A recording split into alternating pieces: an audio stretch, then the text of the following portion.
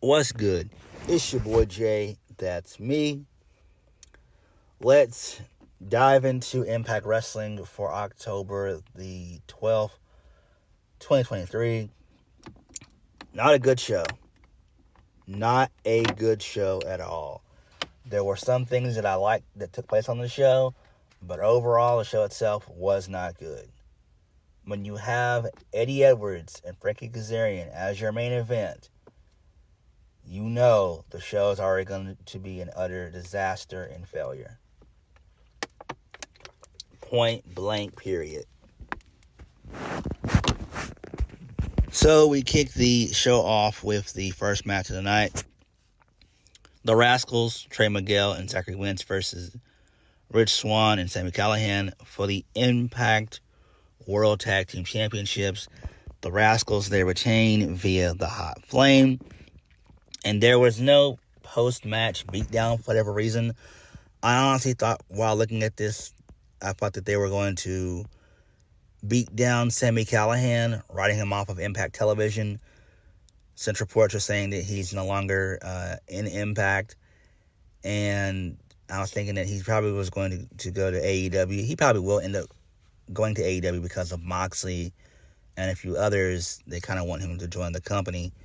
So Sami Callihan going to AEW and joining the Blackpool Combat Club sounds pretty good. I'd rather have him in there versus Shelton Benjamin.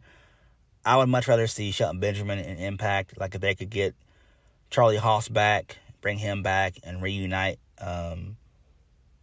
the two of them, the world's greatest tag team, kayfabe, mind you. But, reunite those guys as a tag team. I think that'd be great. Shelton Benjamin and Impact would be great, if we're being honest. Moving on. So, we see a clip of Heath fighting with Kilynn King on the ramp from 2 weeks ago. So, Kilynn King and Shelton Jean cut a promo backstage. Kilynn King said everyone's ducking him and that he's contractually obligated rematch. So he's got a rematch. Shelton Jean said that he couldn't comprehend what was going on. So Kilynn King told him that they have a Heath problem. Kilynn King said that Heath would have a health problem. Kilynn King said that Heath's kids would be eating beans and sardines when he finished with them. He said the sins of the father would leave his kids broke. I was like, damn, really good shit there. So I love that. I really hope that Kilynn King becomes digital media champion. Again, he needs to. He never should have lost to Tommy Dreamer, even though it was a good feel-good moment. But still, Tommy Dreamer doesn't need to be wrestling at all, period. He just needs to be just a backstage producer. And that's the problem with Impact. Moving on. Gia Miller, she interviewed Kilynn King. So Gia Miller pointed out the fact that Kylynn's team lost last week, in part because Kilynn King couldn't get along with Jody Threat. Kilynn King talked about Jody Threat and how she didn't like her because Threat attacked her partner, Taylor Wilde, with an iron, with a tire iron. Santino Marella, he walked in and asked, how did Kilynn King know that? And knew that Taylor had been attacked with a tire iron. So then Kilynn King admitted that she knew because she was the one who attacked Taylor. She said that she did it because Taylor was dead weight after losing the tag titles. Kilynn King said, it's no longer long live the Coven, it's now long live the King. And I love it. I'm all in for that. Really good shit there. Kilynn King being a singles is great. This is absolutely great. And I could see her being Knockouts champion in due time. Obviously not right now since Trinity has it. And they're trying to milk, that for all it's worth. while Trinity is still there. Because I do think that Trinity probably is going to be an impact for at least a couple of years at least. Probably till 2025, I would imagine. So they should at least get like a 2-year run out of Trinity. But Kilynn King would be a great Knockouts champion. I love her work. I love Kilynn King. Moving on.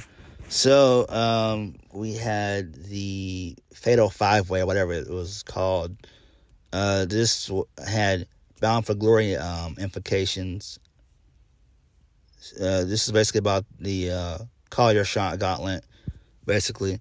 So whoever wins the match gets the number 20 spot. Whoever loses the match gets the number 1 spot.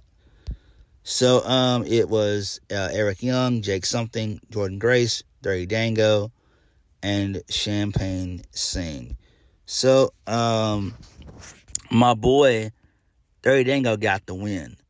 So towards the end of the match, Oleg Prudis, formerly known as Vladimir Kozlov in WWE, he came out to a black suit. He took out Eric Young and Champagne Singh. And then Dango threw Jake Something into Kozlov. And then that allowed for Dirty Dango to hit his finish for the 1, 2, 3.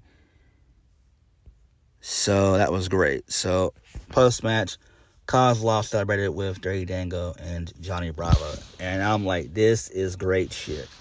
Kozlov still looks like a fucking beast in his 40s. He's like, 45, 46? He looks like a fucking beast still. So this is great. So this was one of the good things, along with Kilynn King and Kenny King promo. Like, those were like 3 good things that happened on the show. Next, we got a Crazy Steve promo. So Crazy Steve chanted, "The angel of death came to Tommy's room and said it's time to go home." Crazy Steve said that he was amazed and disgusted at Tommy Dreamer. Crazy Steve said that he stabbed Tommy Dreamer in the back before Tommy Dreamer could do it to him. Crazy Steve talked about Black Taurus, and he said they would have a no DQ match next week. He said it wouldn't be simply enough to beat him.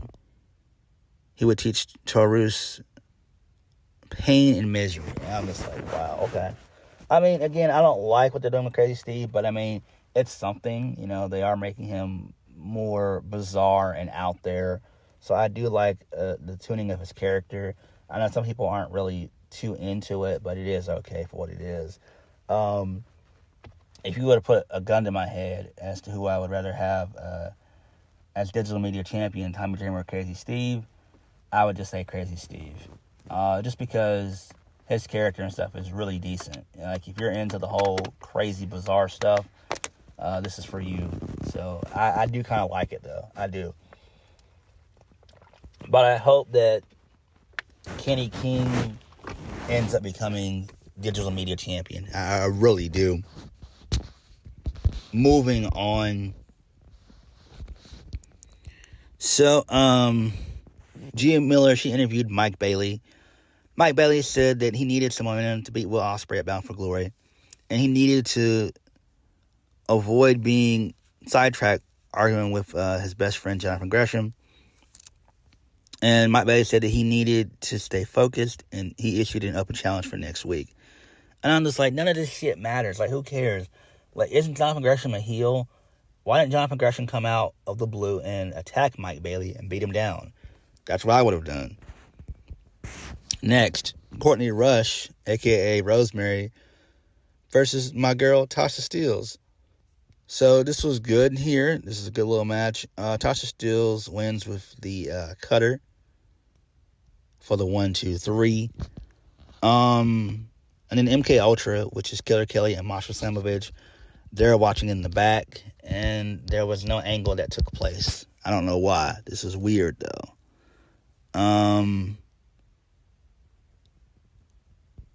I wonder if they're going to have MK Ultra lose at Bound for Glory, or if they're going to have Tasha Steelz and Deonna Purrazzo win. I don't know. Whatever happens, I want this to turn into a feud and not just, a one-off.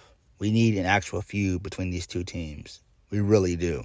Because I'm high on all 4 women. I like Deonna Purrazzo. I like Tasha Steelz. And Killer Kelly and Masha Slamovich are fucking awesome.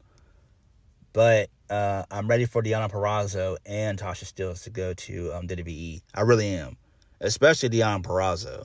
Deonna Purrazzo could easily go back there, reunite with Chelsea Green. That would be great. You can add Tasha Steelz to the mix. That would be great as well. So hopefully that does happen in 2024. I hope it does. Moving on, we got a video package of the Josh Alexander and Alex Shelley feud, and then we saw a clip of New Japan Pro Wrestling with the Motor City Machine Guns teaming up with Josh Alexander, and then Josh Alexander accidentally hit Alex Shelley, and then this allowed for Hiroshi Tanahashi to pin him. So, and then Kevin Kelly said on commentary, he questioned if Josh Alexander did it on purpose. So, I'm fine with that, I guess. Again, you only have 1 more week left to build for Bound for Glory, and that's it. You only have 1 week. They've been kind of slow building this feud, not so much. I would much rather make it a triple threat match. Moose versus Josh Alexander versus Alex Shelley. You have Josh win that way because he's going to take on Will Ospreay. If he wins, he's going to take on Will Ospreay at the Fallout show of Bound for Glory. The Fallout of Bound for Glory. If he wins. So that probably won't happen, though. Moving on. So we had a backstage promo involving Bully Ray and Steve Maclin. Bully said that Steve Maclin called him soft twice. Maclin stood up out of his chair, and Bully said cool before walking off. So they're probably going to do like an angle next week where Bully probably is going to be taken out by Steve Maclin, which I hope does happen. And he'll probably be going to WWE, which would be great. And then the main event. Moving on. All right. The main event of the evening, which I did not watch, which was a 2 out of 3 falls match featuring Frankie Kazarian and Eddie Edwards. But this is not your traditional 2 out of 3 falls. So the first fall can only be decided by pinfall. The second by submission. And the third, if needed, is basically just a last man standing match. So Eddie Edwards got the first fall. He won. Then Frankie Kazarian, he got the second fall. He choked out Eddie with the chicken wing. And then the third fall was a last man standing match. I didn't watch any of this. So Alicia Edwards, she came out towards the end of the match. She ate a table for her troubles. And Frankie won the match by doing almost like a dead eye through the table. It looked like, that's what I saw. Because I actually came back and watched the last minute of the match. So Frankie did that through a table, and then Frankie was able to get up before the count of 10, and he defeated Eddie Edwards. So Frankie wins. I'm glad that this shitty feud is over with. I know post-match on commentary, Tom Hannafin said, what's next for Frankie Kazarian? I hope what's next for him and Eddie Edwards, I hope they go become backstage producers. It's time. Impact, I've been saying it for months now, needs fresh blood. They need fresh, new, vibrant talent. They need it. Get rid of Frankie Kazarian. Get rid of Eddie Edwards. Get rid of Bully, which he's basically going to be out the door anyway. Get rid of PCO, which he's leaving anyway soon. He's leaving at the end of October, so he might be leaving. It could be either the 21st or it could be the 31st, whatever. it's still going to be the end of October. He's gone. So that's going to be great there. Sami Callihan's gone. Bully Ray's basically gone. But Impact needs some fresh blood. And again, this was not a really good show, if we're being honest. Not much of anything happened. If we're being honest. Nothing really happened. Trinity was not there. Mickie James was not there. Josh Alexander wasn't there. Alex Shelley wasn't there. You've got to build those two matches, because those are going to be your two big matches.